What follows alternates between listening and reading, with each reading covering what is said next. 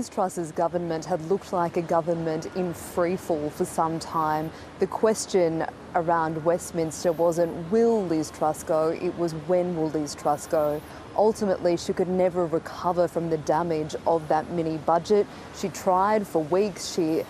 We saw members of her cabinet leave, we saw them replaced, her bringing in people who'd backed some of her rivals, trying to change the feel of her cabinet. We had apologies from her, but ultimately it wasn't enough. There were chaotic scenes here in the Houses of Parliament on Wednesday evening when the government tried to hold a confidence vote, and political analysts said that they hadn't felt such political dysfunction in years and years. So it surprised no one that Liz Truss did decide to resign, decided to stand down. Some people made comments that perhaps she could have hung on for a little bit longer, but certainly she had lost most of her credibility, both with her party and very much with the public. When you talk to people here, you got the sense that there was a sigh of relief from many, those who follow politics closely, that she had gone after the political turmoil, after the market turmoil.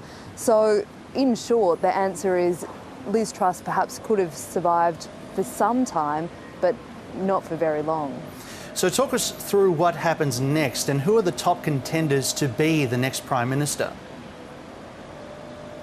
That's the big question, isn't it? Who takes over the top job? And it's a difficult one. It's very difficult to read the tea leaves on this. There's a few contenders. The most obvious choice is Rishi Sunak. He was the runner-up to Liz Truss in the leadership elections. He, we understand, has quite a lot of support from within the Conservative Party, from his own Tory MPs. Another name that's been put forward is Penny Mordaunt. She's the leader in the House of Commons. She came third in the leadership elections. People are saying that she will be able to unite the party, that she'll be able to unite the country. They're probably the most obvious, the most conventional choices, but we are hearing from many grassroots members of the Conservative Party and from some well-known senior MPs that they would like to see Boris Johnson returned, which would be a spectacular turn of events. It was just months ago that he was ousted from the top job. There were concerns about his credibility, about his integrity, about his competence after a series of scandals. So to bring him back, you can imagine this country would be asking, well, what was this all for? But people within his own party are saying, well, he's the only one who has the mandate of the public. He was elected with a huge majority, and there's a feeling that he still plays very well among voters.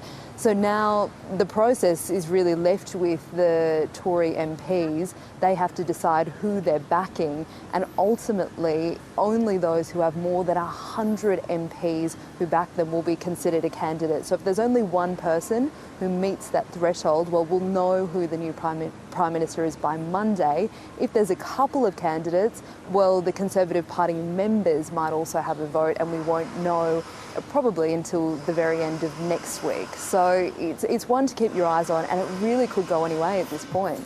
We live in interesting times. Isabella Higgins, thank you very much.